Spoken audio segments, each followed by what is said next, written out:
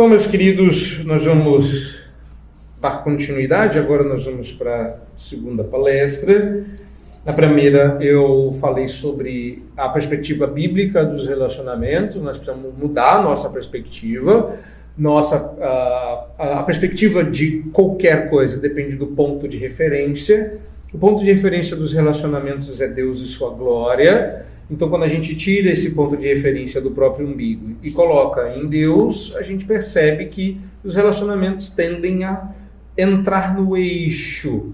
E a gente para de buscar nos nossos relacionamentos aquilo que só Deus oferece e passa a experimentar nos relacionamentos aquilo que Deus nos propõe. Agora, eu pretendo trabalhar com os irmãos a força para a família na crise moderna. Esse é o título de um livro do reverendo Vadislau, que eu tive a graça de endossar. Eu não sou o único que endossa, mas com certeza um dos que endossa. Então, eu creio que se a gente conseguir entender pelo menos qual é a crise moderna, nós já estamos caminhando na direção correta. Irmãos, eu estava comentando isso hoje com os pastores. Além de pastor, eu também sou professor universitário. E uma das coisas que eu noto hoje em dia é que as pessoas perderam a habilidade de chegar a conclusões autoevidentes. Não é uma novidade. A capacidade de chegar a conclusões autoevidentes, ela é um benefício do cristianismo, mas as pessoas abandonaram isso, de modo que agora a gente não consegue mais fazer esse salto que a gente chamaria de dedução, e também não consegue raciocinar de forma que a conclusão seja óbvia, como se fosse uma indução, né? A gente apenas aceita premissas que não tem nada a ver com os resultados e está muito bem, obrigado. Ou seja, você fala um absurdo e as pessoas não conseguem mais ver qual é o problema do que você acabou de dizer. Como, por exemplo, quando eu chego na frente da minha turma, puxo uma cadeira qualquer e apresento a cadeira como se fosse meu cachorro. E ao invés das pessoas acharem aquilo um absurdo, elas acham que está tudo bem, desde que eu acredite nisso. Então, quando eu digo assim, irmãos, há uma crise moderna, eu acho que o primeiro desafio é identificar que o desafio é um desafio. Parece meio redundante, mas eu vou explicar. O pior desafio do nosso tempo é identificar que a crise seja uma crise, que o desafio é um desafio. A gente olha para o problema, vê o problema, mas não o vê como um problema. Estamos em crise, mas nem sempre nos damos conta de que há uma crise. Então eu trouxe algumas imagens da crise para vocês verem. Não parece uma crise, né? Pois é, esse é o problema. Peguei vocês. Esse é todo o problema. Somos atraídos pela estética de um mundo que se mostra mais real na TV e nos computadores do que na sala de estar. Somos forçados para dentro de uma realidade virtual na qual julgamos encontrar refúgio ou forças para combater a tensão e o tédio da vida. Nós olhamos para essas imagens e as queremos para nós. Nós olhamos para essa vida e dizemos, isso é mais real do que a minha vida, isso é o ideal para a minha vida, eu sei que ela está numa realidade virtual, mas eu gostaria de experimentar esse tipo de romantismo estético do presente século. Estamos premidos pelo tempo, estamos lidando com as situações da vida e, ao invés de lutarmos por uma realidade, estamos administrando crises mais do que experimentando a novidade de vida que Cristo nos proporciona. Resultado final, nós compramos um ideal mundano e romântico de uma vida idílica. Aprendemos a sonhar os sonhos do mundo, a desejar uma paz que ignora os elementos importantes da fé cristã, como o que eu vou falar esta noite na segunda palestra, o pecado. Às vezes, eu tenho a impressão que algumas famílias do Instagram postam 2 céus. Não tem pecado naquela. Mas, gente, nem o orgulho de ser santo aquele povo esconde. Ou seja, não tem pecado. E parece brincadeira, mas quando nós, olha o problema, desejamos isso, nós já estamos errados, na minha opinião, porque no lugar de ensinar, veja bem, eu não estou falando só daquele povo cristão que fica publicando para você, porque eles já estão reproduzindo uma estética romântica mundana hollywoodiana. Já está errado. O problema é quando a gente deseja, e o ponto é de inversão, meus queridos. Preste atenção, no lugar de ensinar o mundo como se deve viver, estamos buscando pedras falantes para nos ensinar a viver o plano de Deus para a nossa vida. Diz o texto que se a gente cala a nossa boca, Deus suscita das pedras a pregação do Evangelho. Agora, nós estamos pedindo para as pedras pregarem. A pedra é um absurdo. É Deus dizendo, olha, vocês deviam estar falando, mas eu não vou deixar que o silêncio de vocês tranque a mensagem do Evangelho. E nós que vimos... Irmãos, pensa na situação, tá? Você é Balaão e você está sentado em cima de um jegue.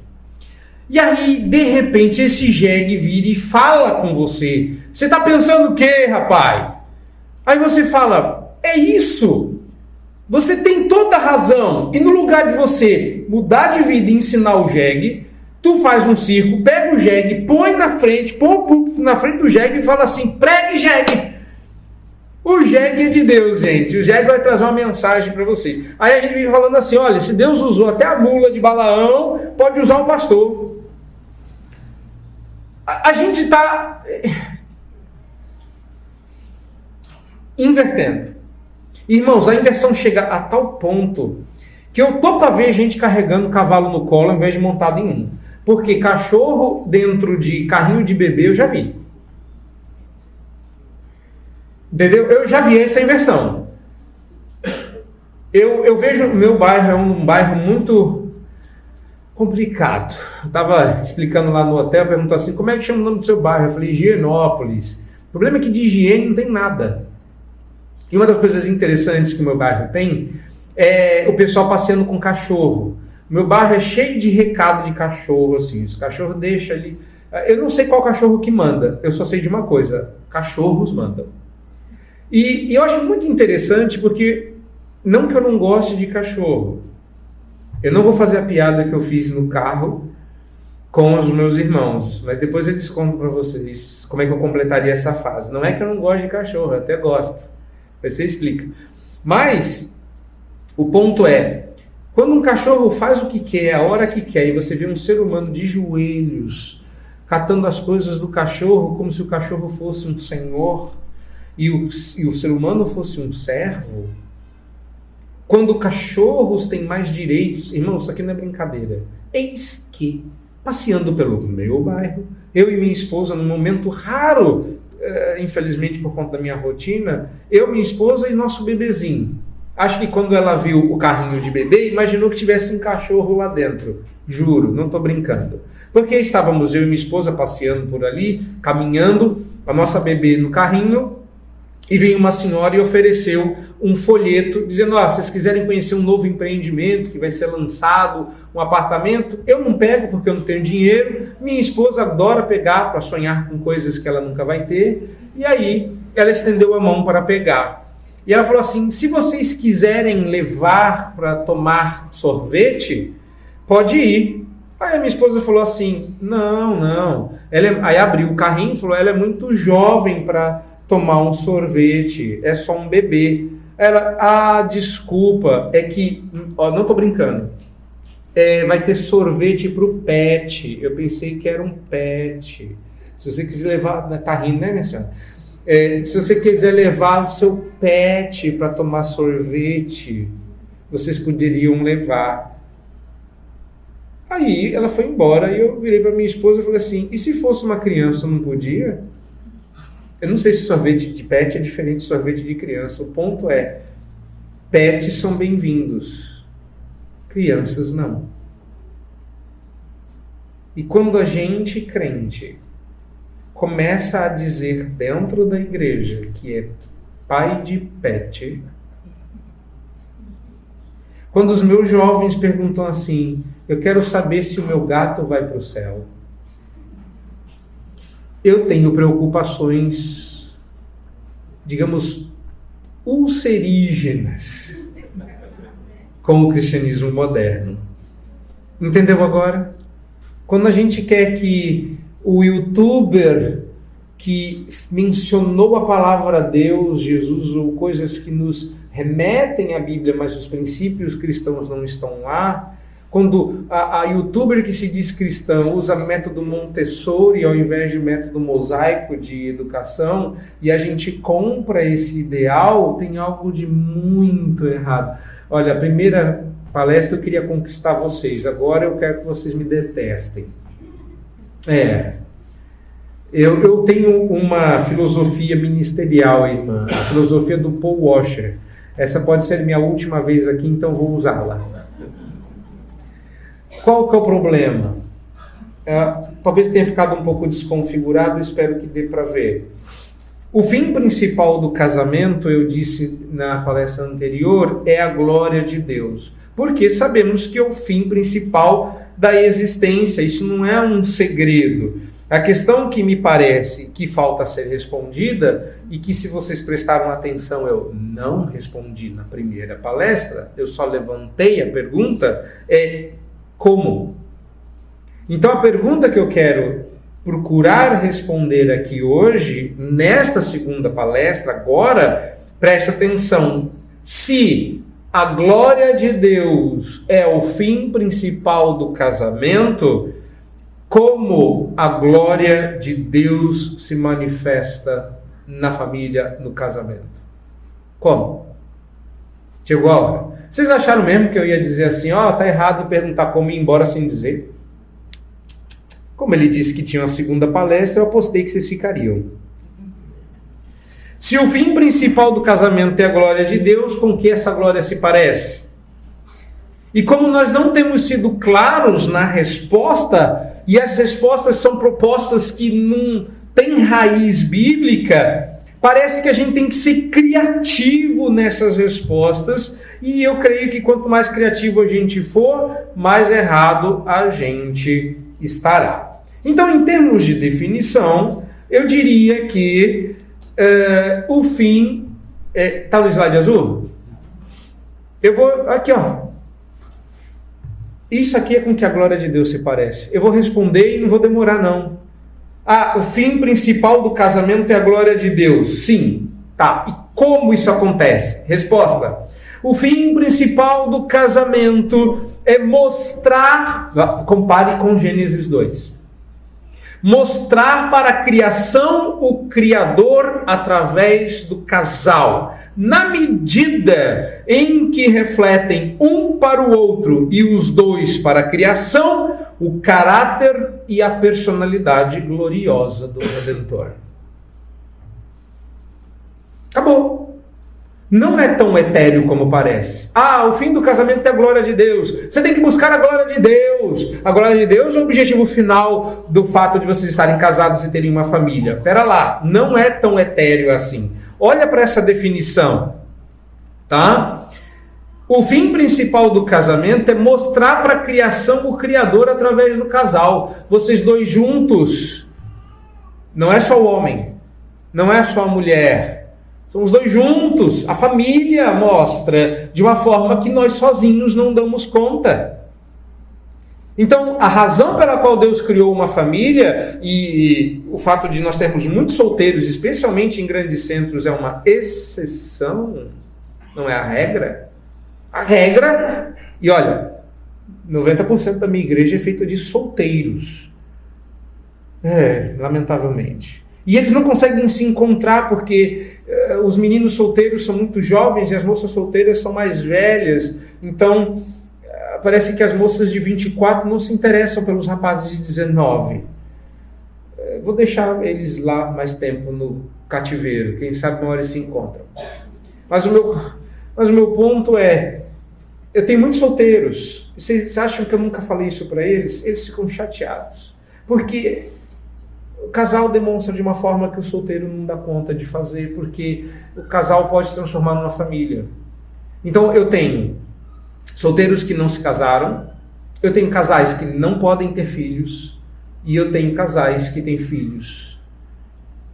Ou seja, eu tenho que repetir isso para um público que depois vai me procurar para me pegar no corredor.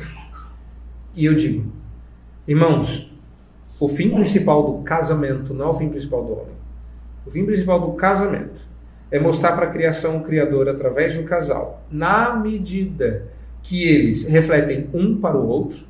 O marido é para a sua esposa como Cristo é para a igreja, e a esposa é para o marido como a igreja é para Cristo, e os dois juntos nesse relacionamento atestam para a criação o caráter, bondade, justiça, misericórdia, amor, graça, e personalidade, rei, profeta e sacerdote, quem o Criador é para as outras pessoas. Meus irmãos, hoje em dia, se você sair de mão dada com a sua esposa e andar com as suas filhas no shopping, você já está incomodando muito. Muito. Especialmente lá pelas minhas bandas. Eu não sei como é aqui, mas eu imagino que não seja muito diferente. Eu percebo os olhares de ódio, nojo, desprezo. Ofereceram um sorvete para minha filha achando que ela fosse um pet. Mas quando descobriram que era um bebê, se eu soubesse, não tinha nem oferecido o apartamento. Percebe? Aí a pessoa pergunta, crise? Que crise? Essa é a crise. Precisamos de uma abordagem prática, que em termos simples resolva, sim, a solidão.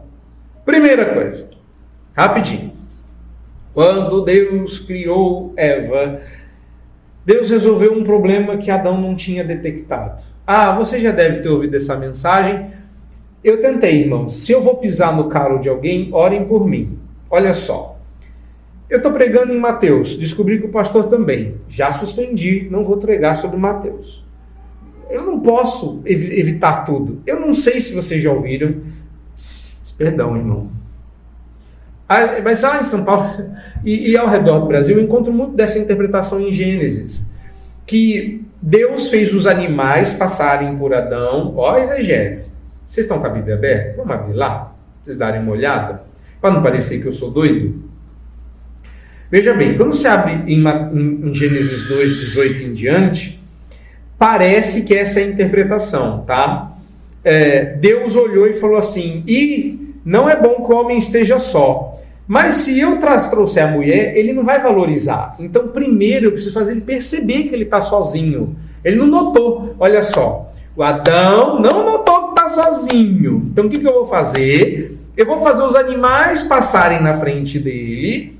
E aí ele vai sacar. Olha a exegese. Aí o animal passava. Aí Adão falava assim, olha só. Cachorro, cachorra. Cavalo, égua. Elefante. Como é que é o feminino de elefante? Obrigado. É porque esses dias, errar um negócio complicado, podem me corrigir. Aí foi. A minha mãe, ela ouve tudo que eu falo. E se eu erro no português, depois ela me liga, fala assim, você errou aqui, ó. Minha mãe ali, ó. Até hoje, 20 anos que ela assiste e reclama do meu português. Aí, ok. Aí Adão olhou e falou assim, deixa eu fazer uma conta aqui. Para todo macho existe uma fêmea, para toda fêmea existe um macho. Passa de 2 em 2, urso, ursa. Olha só que legal, gato, gata. Aí terminou o dia, Adão falou assim, nossa, eu vou dormir. Falei, gente, mas tem uma coisa errada aqui. Gato, gata. Urso, ursa. Adão.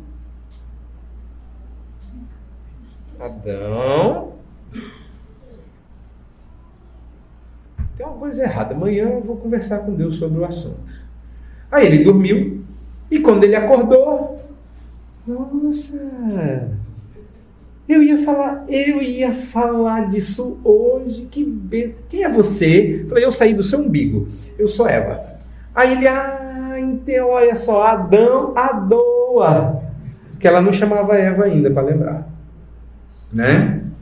A gente pensa que essa é a interpretação de Gênesis. Eu não vou nem pedir para você levantar a mão, porque Deus me livre se você já ouviu essa interpretação, que não é o que o texto está dizendo. Primeiro que o verso 19 deixa claro que os animais passaram ali para Adão cumprir a sua função, que era dar nome aos animais. Segundo, que ele deu nome aos animais, mas para o homem não se achava uma auxiliadora que lhe fosse idônea. Final do verso 20 é uma retomada, mas a retomada precisa fazer sentido. Vou explicar. Gênesis 2 eu sei que eu vou falar, é meio óbvio. Vamos lá. Gênesis 2 é a continuação de Gênesis 1. Olha! Não, irmãos, é sério, presta atenção. Bíblia na mão, Gênesis 1. Como é que Moisés organiza a sua narrativa? Eu não sei quantos de vocês conhecem uma matriosca. Matriosca, não sabem o restante? O que é? É aquela boneca russa que quando você abre ela e tira a tampa, tem outra igual dentro. Aí você tira, abre a de dentro e tem outra igual dentro. Então é um negócio odioso, porque você pega uma bonecona desse tamanho e tem 200 bonecas até ela ficar desse tamanho. Não é assim? Pois Moisés organiza Gênesis desta forma.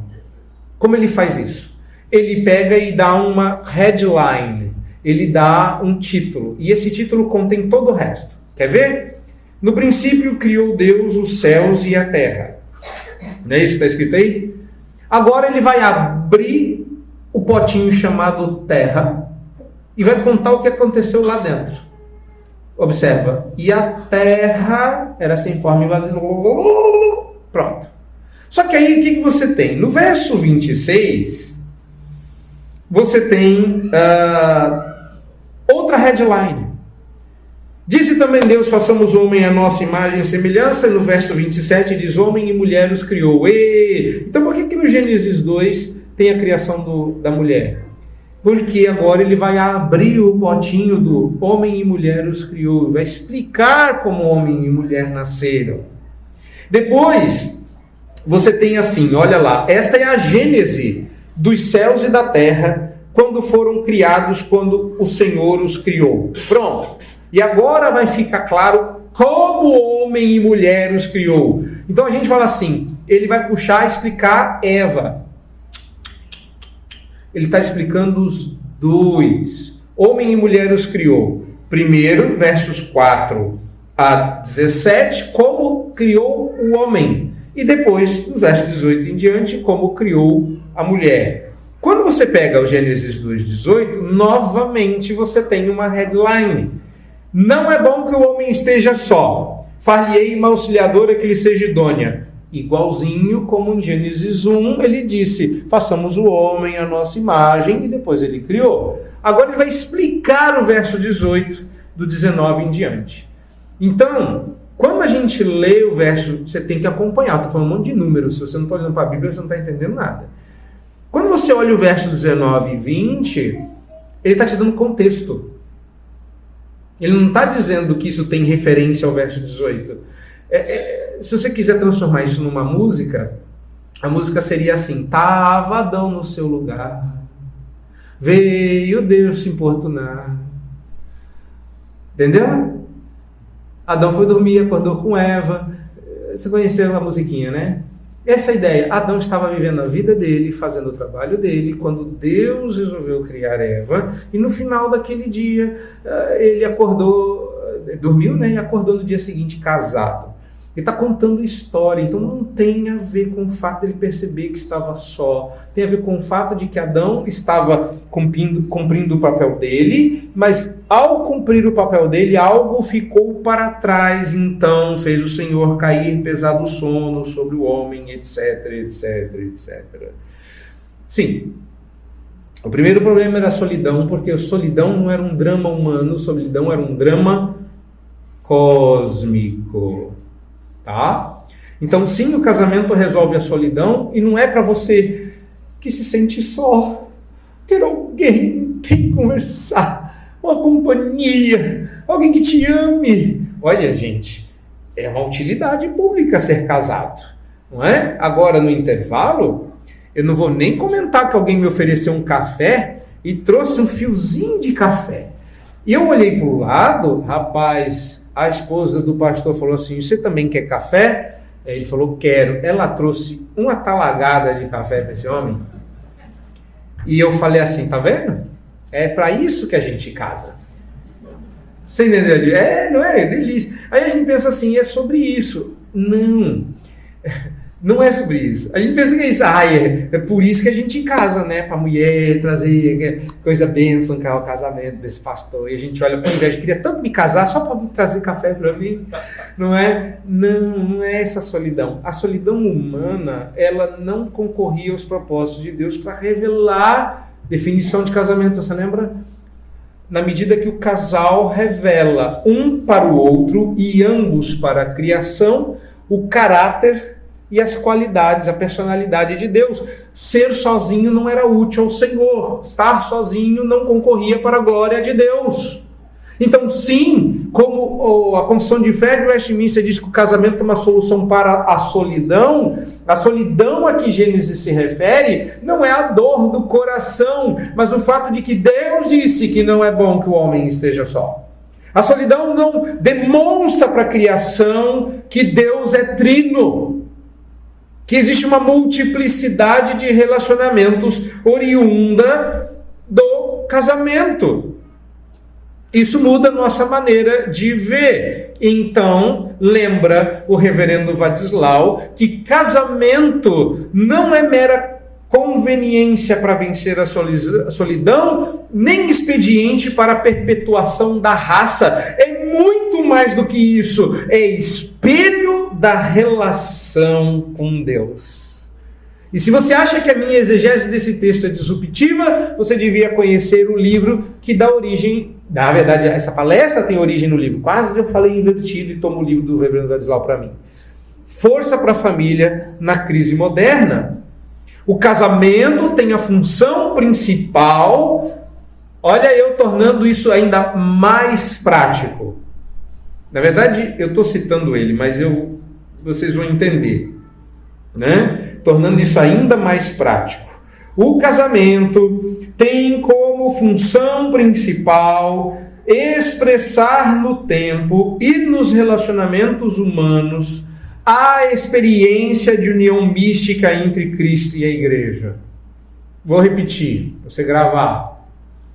O casamento tem a função, esse é o momento em que homem e mulher expressam um para o outro, para que neste expressar, veja, eu reparei, e eu vou reparar em tudo que vocês fizerem, mas eu só reparei porque está aqui. Você não precisa ir para longe, para a internet. Quando você vê que um casal está interagindo na igreja e ela percebe, trouxeram café para o pastor, mas não para o meu marido. Ela vai lá e fala, quer café? E ela engraça, traz abundante, né? Superabundou a graça. Você fala assim, olha o detalhe. Deus está, olha lá. Deus está, parece que não, né? Ela está ali assim, gente, mas eu só apertei, o que saiu de café saiu. Nem era essa a minha intenção. Louvado seja Deus por isso. Porque quando você quer mostrar que você é cheia de amor, sai falso. Mas quando você faz por expressão, a glória de Deus aparece.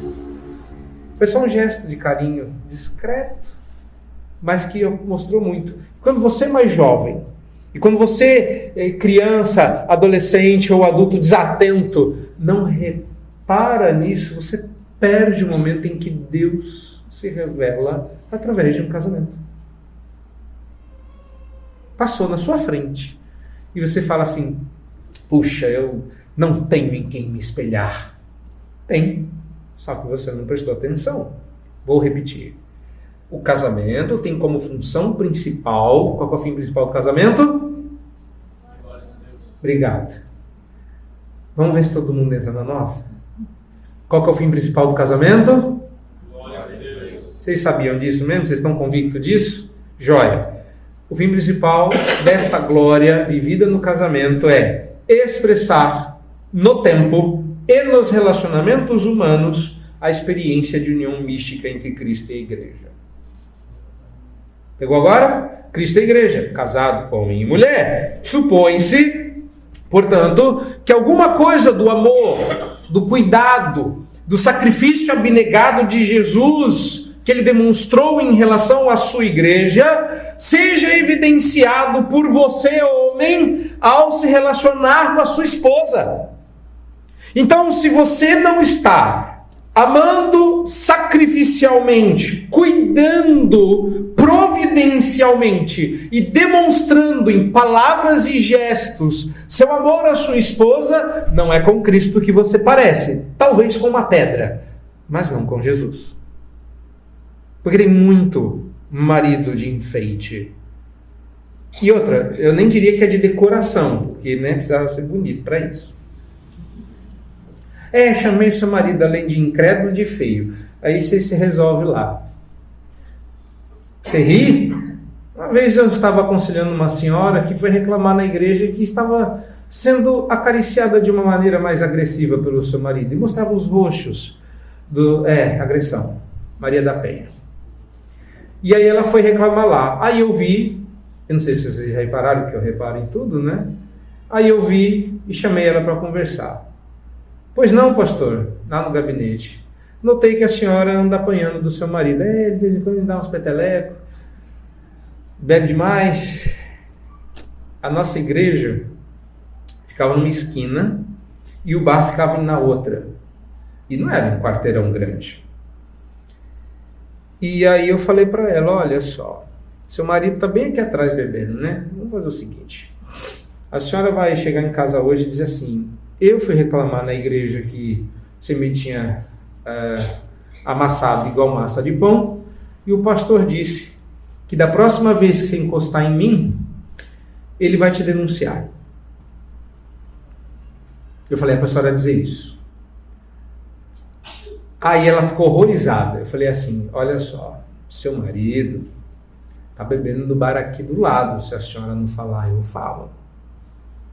Passei, andei dentro do bar, que eu tinha que passar para chegar na minha casa, nada.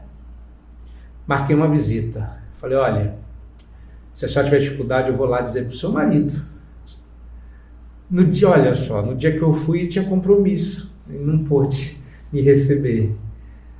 Eu desafio porque às vezes a gente precisa desse tipo de empurrão e quem foge não é homem. Você sabe uma coisa? Eu tô falando sério, eu tô provocando você, homem. Já vem para as mulheres. Então, enquanto isso, vocês vão orando. Eu desafio, minha irmã, porque o homem que corre não imita Jesus. Jesus sabia que ia morrer. Ele olhou para Jerusalém e falou, eu vou para lá e vou morrer, e não sei o quê, depois de 3 dias vou ressuscitar. E quando Pedro heroicamente diz assim, que isso, Senhor, não faça isso, ele fala, arreda Satanás, sai da minha frente, ninguém vai me impedir de descer até lá. Homem, não desiste, porque se você me impedir de chegar em Jerusalém e morrer pela igreja, eu não demonstrarei o amor de Deus pelos seus eleitos. Sai da frente, isso é ser homem. Então, quando eu desafiei o rapazinho batedor de mulher, ele sumiu. Então, conclusão, ele parou de bater nela e ela ficou brava e saiu da igreja. Irmãos, tem gente que prefere proteger o ídolo e morrer no processo do que ser salvo por Jesus Cristo. Eu só estou contando isso para vocês porque... homem, você precisa amar a sua esposa como Cristo amou a igreja, está disposto a fazer o sacrifício abnegado de demonstrar claramente seu amor. Mas do outro lado, e da mesma forma, espera-se que um pouco do respeito, da submissão e da devoção que a igreja demonstra a Jesus seja evidenciado pela esposa ao relacionar-se com você. Se por um lado o marido está fazendo tudo isso pela igreja, a esposa tem que fazer tudo aquilo pelo marido, começando pelo respeito. Olha, sabe por que Deus mandou as mulheres respeitarem o marido e não amar? Maridos, amem a igreja como Cristo amou. Mulheres, respeitem. É porque a dificuldade das mulheres não é a mesma dos homens. Como Eva, que carinhosa, amorosa, doce e sensivelmente pegou o fruto proibido, descascou, fatiou, fez até um cisne e serviu para Adão e ele tomando comeu. Ai que amor! Ela desrespeitou o seu marido ao dar ouvidos à serpente. Tanto que Deus disse a ela que agora a vontade dela seria para o marido. Ou seja, agora a sua vontade tem que passar por permissão, vai ter que passar pelo filtro. E se tem uma coisa que mulher não gosta, é de pedir para o marido para complete. Pedir para o marido para comprar, pedir para o marido para sair. Você não quer pedir nada para o seu marido, você só quer fazer. Pequena Eva. Dói, né? Eu falei para vocês, essa segunda palestra vai ser mais doída, porque vocês vão dormir, desopilar, amanhã vem todo mundo bicudo, e aí eu prego uma coisa mais agradável para a gente sair amigo. Mas, irmãos, se vocês não entenderem isso, de que adianta? Vocês não me chamaram daqui, lá de longe, para eu vir falar o que vocês já sabem, eu vim te incomodar. Mulher, você precisa também ter devoção como Cristo. Olha, uma das coisas mais lindas que a Bíblia diz a respeito da mulher é que ela é a coroa do marido. E cuidado, você pode entender isso do jeito errado. Tem um casal lá que eles já estão quase com 60 e eu falei que o marido, todo homem casado tem uma coroa. Aí ele disse assim, eu tenho mesmo. Não é essa coroa. Mas você já parou para pensar o que uma coroa faz com o rei? Ela embeleza o rei. É ruim, hein? Cada coroa do rei, tá? Mais feia que a outra, tem nada a ver. E outro, o rei não anda com aquele negócio na cabeça. Mas você sabe o que uma coroa faz com o rei? Ela dá a ele majestade. Olha, tem muitas mulheres transformando a vida dos seus maridos em uma vida miserável, porque elas são rixosas, porque elas não cuidam do lar, porque elas não são para o homem como a beleza de uma coroa. Você sabe que você é um rei quando a sua esposa te trata como um. Você tem que ser como um rei. Eu já bati neles, lembra? Agora é a sua vez de apanhar, faça como eles. Sorria e acene. A mulher, ela deve exaltar a majestade do seu marido como uma coroa faz com o rei. A mulher é a coroa do seu marido. Então ela, como a igreja que promove o seu marido, aliás, uma das brigas, eu ensino essas coisas há muitos anos, e uma das coisas que eu não gosto de fazer é ensinar isso para minha esposa, porque ela usa contra mim.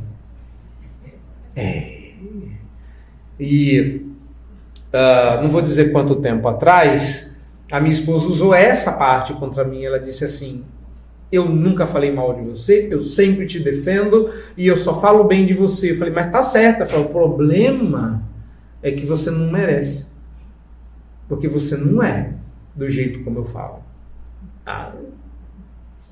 Você estava esperando que eu fosse, né? Não, eu sou pecador igual ao seu marido. Às vezes, meus irmãos, meu terno é melhor do que eu. Eu não mereço o terno que eu uso, assim como não mereço a esposa que tenho. A pergunta é, e a senhora? É melhor do que o rei que você embeleza? Se for, louvado seja Deus por isso, porque esse é o seu trabalho. Coroa não escolhe a cabeça em que vai, mas escolhe ser majestosa. Homem e mulher. Tem mais para dizer? Claro que tem. Você achou que eu ia ficar nessa? Olha lá. Assim como Adão foi criado para refletir a glória de Deus, Eva foi criada para refletir a glória de Deus, refletindo a glória de Adão. Não foi o que eu acabei de dizer? Ainda bem que foi o reverendo Vadislau que disse aquilo. Dessa maneira, ambos proveriam conhecimento experimental do tipo de relação que nós deveríamos ter com Deus. Reparou como a definição de casamento está batendo com o desenvolvimento? Ambos demonstram para a criação, ao refletir um para o outro e os dois para a criação no tempo e no espaço, o caráter e a personalidade de Deus. O problema com as abordagens mais recentes sobre isso, para não dizer pós-modernas, é que a centralidade está no ser humano e na nossa experiência com esse relacionamento. Nossa sociedade vê o casamento como um serviço, um Uber, um Rappi, onde os cristãos se veem como gerentes do aplicativo divino, buscando sempre dar ao usuário a melhor experiência possível. O casamento não é um aplicativo, nem um serviço que Deus disponibilizou na plataforma da vida. O foco do casamento é Deus e como experimentamos Ele e não um outro. Vou repetir. O foco do casamento está em Deus e em como nós experimentamos a Deus no casamento. Estar casado deve ser uma experiência de Cristo com a igreja e não de um homem e uma mulher. Somente. A experiência homem e mulher é uma experiência que busca emular e experimentar na vida real esse relacionamento outrora místico e difícil. E aí quando a gente fala assim, grande esse mistério, Paulo fala do casamento, né? O homem tem que amar, a mulher tem que ser submissa, e ele fala, grande esse mistério. A gente tende a dizer assim, é verdade, Paulo? Você entendeu que, rapaz, olha, tem aquela história, né? Que o homem encontrou a lâmpada mágica, conhece essa história, né? Que ele esfregou e ele falou assim, o que você quer? Ele falou, rapaz, eu moro em São Paulo, lá em São Paulo tem muito mineiro, mineiro gosta muito de Minas, não é? Eu não entendo que mineiro sai de Minas, porque ele sai falando bem de Minas, detesta São Paulo e adoraria voltar. Então, a história conta que ao tirar o gênio da lâmpada, ele pediu um queijo e uma ponte de São Paulo até Minas. Aí o cara falou assim, o gênio, né? Falou, moço, um queijo eu posso até dar, mas uma ponte daqui a Minas? É muita coisa, não dá. Direto assim? Não dá. Pede uma coisa mais fácil. Ele falou, eu queria entender minha esposa. Aí o gênio falou assim, o senhor quer a ponte mão única ou... A gente tende a achar que é sobre isso. Grande esse mistério, é verdade, está casado, é um mistério. E Paulo fala assim, não, eu estava me referindo a Cristo e a igreja. Eu não estava falando do casamento. Então não tem mistério nenhum casamento. É triste, né? Porque... Aí a gente tem a questão, resumo, Deus criou o casamento para desfazer a solidão e ao fazer isso promover uma experiência de intimidade. E talvez esse seja o problema, porque a gente não percebe que Cristo é íntimo da igreja e a igreja é íntima de Cristo, nós não experimentamos intimidade no nosso casamento. O primeiro casamento nasceu por expressão, para que o homem pudesse expressar melhor o seu Criador.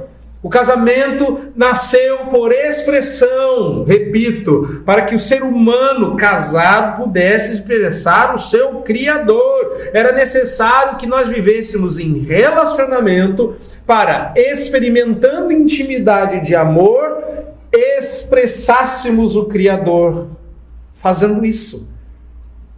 Veja, não precisa postar. Uma vez alguém falou assim, foi aniversário da sua esposa e eu não vi você postando. Eu falei que eu vivo com ela, Deus parabéns.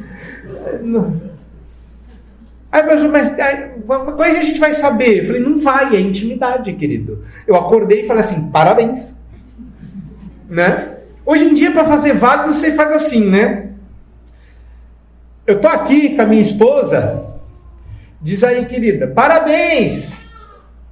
Não, nós em casa, Olha, teve uma vez que eu recebi, não lembro que situação, já faz algum tempo, nós recebemos os parentes em casa, era aniversário de alguém, e nós chamamos para dar um jantar, a pessoa chegou brava. Falou assim, você não me deu os parabéns. Eu falei, eu vou te dar agora. Eu chamei você em casa, no seu aniversário, fiz um jantar para te dar os parabéns. Sim, mas passou o dia inteiro, você não postou nada. Foi porque eu ia te dar os parabéns presencialmente. Sim, mas gente, que mundo nós estamos vivendo? A pessoa sabia que o jantar era para ela, mas porque eu não postei, não valeu o jantar. Aí eu falei, tá bom, vamos tirar uma foto. E aí quando a gente dispensou, falou assim, não esquece de me marcar. Pois é, nós não estamos mais vivendo o fim principal do casamento, nós estamos vivendo o fim do casamento. E o fim do casamento começou com o pecado. Gênesis 3, 1 a 24, não precisa ler, você já conhece a história. A história está aparecendo aí o Adão e Eva tomaram a decisão de não ouvir a voz de Deus? Não? Já passou? Ou em que slide estamos? Hã? Fim do casamento. Agora está o fim do casamento? Isso. Aí está escrito assim, Gênesis 3, 1 a 24. Aí está escrito assim, Adão e Eva tomaram a decisão de não ouvir a voz de Deus. E agora? Oxi, moço, me ajude. E agora? Aí, Jóia. Apareceu a decisão dele e dela, não? Não. Ela toma a decisão autônoma de ouvir a serpente e ele a decisão omissa de ouvir a esposa. É assim que acaba o casamento. Um detalhe, o fim principal do casamento se tornou o fim do casamento. Agora olha só, decisões que acabam com o nosso casamento são opostas às recomendações do Evangelho. Mulher tem que ser submissa, resolveu ser autônoma. Homem deve ser o cabeça, decidiu ser omisso. Resultado final, se esconderam um do outro e de Deus acontece um isolamento familiar. Isolamento familiar? Depois da queda, homem e mulher passaram a se esconder um do outro. Perderam algo que só a companhia de Deus oferecia: intimidade. Passaram eu sei, você está pensando numa coisa só. Aprende uma coisa, aconselhamento redentivo é tudo sobre tríades. E eles não ficaram só com vergonha, meus queridos. Eles ficaram com culpa, vergonha e medo. O motor do isolamento familiar é movido a um combustível com 3 moléculas: culpa, vergonha e medo. Culpa. Não é sentimento de culpa. A culpa é real. A culpa é real. Eles não cultuaram nem obedeceram a Deus. Não era, às vezes... Eu estava certa feita, não era sobre casamento, conversando com um amigo, e eu virei para ele e disse assim, às vezes eu me sinto culpado. Aí ele falou assim, que bom, porque você é. A culpa é real. Você é culpado. Por isso que eu falei, confessa logo. Não um redentor qualquer. Põe as suas culpas em Cristo e confessa. Porque perdoado você já está. Eles ficaram culpados, não se sentindo culpados. Eles eram culpados. Eles ficaram com vergonha. Eles foram se esconder. Esconder-se aqui é figurativo, como uma necessidade de cobrir as partes vitais. Mas a sua vergonha, na verdade, indicava uma separação de Deus e um do outro. Casados que têm vergonha um do outro, meus irmãos. Nós estamos em 2024, século 21. Eu aconselho casais que estão casados há meses e ainda não se viram nus. Não quero rogar isso para a sua vida. Mas é horrível. E é tão simples. Vai lá e resolve, meu querido. Não resolve. Parece, não é possível, pastor. É. E a nudez, que era um símbolo de transparência, consciência limpa, paz, a nudez, que é um convite à intimidade, se tornou desconfortável, sinônimo de autoproteção, medo. Medo. Temos o medo também. Porque agora eu não só tenho vergonha e culpa, mas eu tenho medo de me abrir, medo de me mostrar, medo de me deixar experimentar e ser experimentado. Se tivessem exercido temor a Deus, teriam experimentado graça e justiça, mas o medo, que não era mais de Deus, fizeram eles conhecer a ira do Senhor. Eles tiveram medo. Por que vocês não estão aqui, Adão e Eva? Porque estávamos nus, tivemos medo e nos escondemos. Medo era justificado. Medo de punição, porque o salário do pecado é a morte. Medo de rejeição, porque o pecado faz separação entre Deus e o homem. Medo de falha, porque sem Deus não há nada que eles pudessem fazer. Eles até tentaram resolver, mas Deus zombou da roupinha que Adão costurou. Não é assim que cobre a nudez, não é assim que resolve a culpa. E é engraçado como a gente não vê como Deus resolveu numa tacada só culpa, vergonha e medo. Vocês são culpados e eu disse que no dia que vocês comessem certamente morreriam. Culpa. Vergonha, precisa cobrir. E com essa roupinha de folha, quando a folha secar, ela vai quebrar e vocês vão voltar a ficar nu. Precisa de roupa, uma roupa que dure mais, quem sabe de pele de animal. E medo. Precisam descobrir que Deus é bom, misericordioso e perdoador. E ao morrer alguém no lugar de Adão e tirar deste alguém a sua pele, numa única tacada, Deus resolveu culpa, vergonha e medo ao sacrificar um cordeiro pela culpa, pela vergonha e pelo medo de Adão e Eva. O que Deus providenciou para eles foi redenção. Deus é um Deus de comunhão e não deixaria a sua própria imagem correr solta sem Ele. Então, o que Ele fez foi providenciar um Redentor. Apareceu Cristo ali? A palavra, não o Senhor, obviamente, né? Quem nos dera fosse Ele, né? Aparecendo ali, mas não é. Então, o Deus Trino resolveu o problema e providenciou uma forma de mudar o quadro. Tem um triângulo aí escrito filho, irmão e servo? Sim, vamos lá. Você é culpado, perdeu todas as regalias. Você não merece mais. Fora do jardim do Éden. Aqui dentro você não fica. Esse jardim é para quem é santo. Você não é mais. Mas em Cristo você volta a ser filho. Vem, bendito do meu Pai. Vem, pode entrar. Pode vir de volta. Mas eu não mereço, eu sei. Mas eu vou botar um anel no seu dedo. Uma sandália no seu pé. E você vai voltar a ser filho. Vem de volta para casa. Acabou a culpa. Sim, mas eu tenho vergonha. Sim. Mas quem te recebe são irmãos. O irmão mais velho que rejeitou o pródigo arrependido foi repreendido.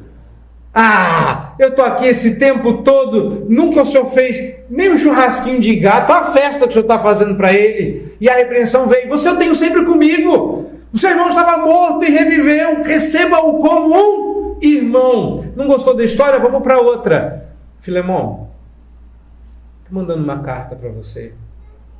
Porque o seu escravo Fujão apareceu bem aqui. E eu tive a oportunidade de falar do evangelho para ele. Só que agora ele se converteu. Ele não é mais seu escravo. Recebe-o como se fosse a mim mesmo. Como se fosse um seu irmão. Sabe quem levou essa carta na mão? Onésimo. Porque agora ele não tinha mais vergonha. Medo. A gente corria de Deus. A gente se esconde de Deus. Você já reparou que quando a gente briga na igreja, a gente fica com medo de encontrar a pessoa? Não, a coisa é muito esquisita. Vocês dois frequentam a mesma igreja, aí vocês brigam. Aí você fica torcendo para o camarada faltar à igreja. Vocês dois frequentam. Não faz o menor sentido. Recentemente, eu trabalho no Mackenzie, então eu tenho colegas que passam por várias situações. E um deles se divorciou. E, pois é, ele esqueceu-se que os dois permanecendo na igreja de Cristo, uma hora podia acontecer. E chamaram um coral para cantar lá no aniversário. Aí ele está sentado lá, de repente ele olha para o coral, a ex-esposa dele lá. Mas meu irmão, olha, foi o pastor dizer amém e ele foi trasladado. Ele sumiu. E aí eu saí, o pessoal zombando, ele falou assim, rapaz, nada como uma ex-esposa para fazer as pessoas correrem. Nome para isso? Medo. Medo de encontrar, medo de encarar, medo de falar, medo. Como é que Jesus resolve isso? Se transformando em servo. Em servo. Você agora não é mais alguém que serve ao medo, você agora serve ao Deus da coragem. Sede fortes e corajosos. Por que sois assim tímidos? Eia, coragem. Já viu a quantidade de vezes que Deus fala para você ter coragem? Vamos! Coragem, homem! Deus quer que você encare, e você só vai encarar se você tiver uma pessoa que você teme, o seu Senhor. Deixa eu contar para vocês como é que medo redimido transforma a gente em servo. Essa é uma história que só eu posso contar, de verdade.